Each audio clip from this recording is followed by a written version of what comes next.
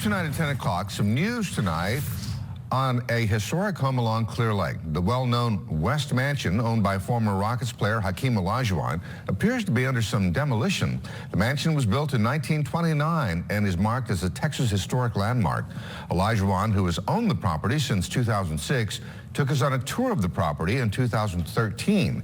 At the moment, we're not certain the future of the landmark or exactly what's planned, but as we learn more, we'll update you on air and online. And yep, the world is just that crazy. Hey guys, welcome back to another Architecture Real Talk. And I want to really talk about adaptive reuse. A lot of times you have buildings that are created for a very specific purpose. It could be a church, in this case it's a mansion, and they will eventually all outlive their purpose, or they'll outlive the client that they were originally made for. And you could either demolish these buildings in this circumstance, or you can revitalize them, give them a new purpose, and then create about a different life in that building. Rather than just preserving it as a historic landmark, it could be used or utilized for something else. Now, one of the projects that I worked on in the past, where we worked on a 1920s warehouse. It utilized 2 floors. One of the floors had no light coming to it, very dimly lit, while the other floor that was above it had a lot of light coming to it with a large volume, pretty much an attic that could double as a 3rd floor if necessary. And the client specifically asked for a building to be completely demolished because this was eventually going to become an environmental design office or a graphic design office. One of the things that we did on this particular project is we kept all of the outside. The exterior never changed. And on top of that, when you come to any of the exterior modifications, all we did was made it compliance in terms of ADA, made it compliance in terms of entry. That's where all our energy went to. A small slit or movement of a wall, anodized aluminum, which creates almost like a pull away to create this entry. Then on the interior, we were able to preserve all of the wood or preserve the hardwood floors that were already inside the building. Then cutting through the middle of the floor, we were able to push through a steel structure, which allowed us to have this very open space, exposed ducts, these interior partitions that no longer served a structural purpose. And you had this large volume that went through the center, and we were able to carve even through the ceiling to create skylights. The point being, as an architect, you have to bring in this transformative element. Anytime you approach a project, especially a lot of times we're no longer going to have green sites. If you want to be close to the city, you're going to have a site that has already been occupied by some sort of a building or a structure.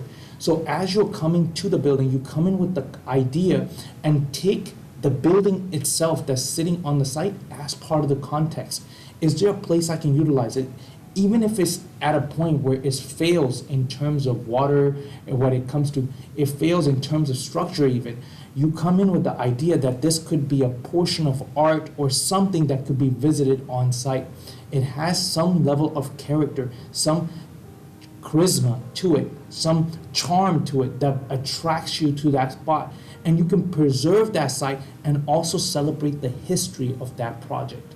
So this is something that we were trying to incorporate all throughout the way, because the thing is, as an interior design or graphic design environmental design office, you can always tell a tale to your client saying, hey, we try to preserve what we had around us. We try to preserve the nature that was left here, because at this point, this is part of what we actually came up to, rather than destroying and increasing the carbon footprint. Another example that I had that I did not work on, but was also a project that was working in the office, was the Frame Harper House. The 1960s house, whole residential style, had to be inspired by almost like a prairie view style house that was very popular by the Frank Lloyd Wright movement. And eventually in the 1990s, when we actually got onto the site, inconsistency in thought when it comes to design is, if you paint everything white, like Richard Myers used to, that this is going to bring about a modern view of what architecture should be.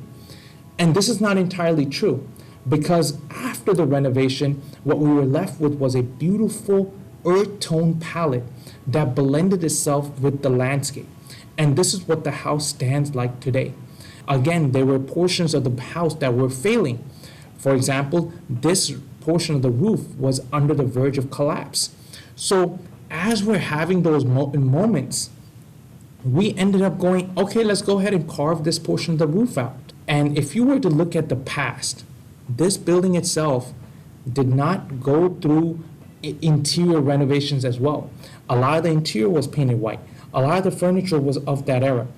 But again, it had the bones for it to have potential.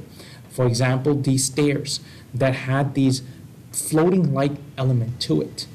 And then once we actually added the contrast of the earth tone materials and having these now new materials such as resin and other type of cast material, which could overcoat and pretty much preserve the material underneath. Another portion of the renovation on this project was to strip the brick of this white paint that was left on the brick.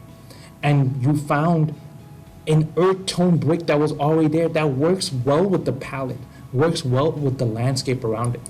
So a lot of the elements was just revitalizing the project altogether. A lot of times over time, people come in and whoever occupies the building, they leave their thumbprint. They leave some sort of a marker that they were in that building. And as you come about it and you start stripping away some of the things, adding a few of your own elements, adding the modern amenities, you bring about a project that surpasses what modern design is now defined. You are never going to be able to carve a travertine bathtub into a floor in modern architecture while still be under budget for a house project. So to bring this entirety of the argument home, is because I wanted to give you an example of residential construction as well as something that was commercial. And the idea that I was having was, what is to become of these malls once Amazon and places of online distribution or delivery services surpasses physical shopping areas? We've already seen the close down of big lots. We've already seen industries that were based on merchandise or retail selling points closing as we get older. Blockbuster came to an end. We're looking at the end of the era of shopping while you're in person. Everything is becoming more about online shopping. So what is to become of malls? How can we revitalize them? They already have a substructure of market. Do we occupy the second floor as residential? Do we occupy them as open garden spaces that actually have live market that you can find in European statuses? What are we looking at in terms of incorporating the human elements to it? Because they're right now just vacant parking lots and vacant voids of structure in the middle of nowhere's land. To give you a case in point, Greenspoint Mall has been closed for the last 5 years. We have no idea what's going on in that building.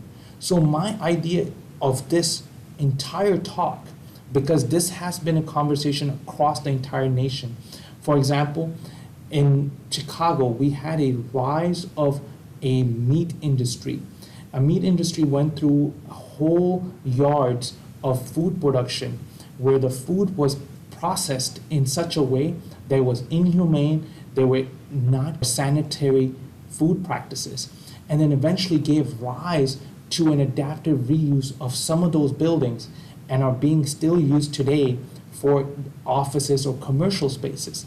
Likewise, in Houston, we're seeing voids of neighborhoods, we're seeing voids of different commercial areas due to flooding, due to these various pockets being emerging.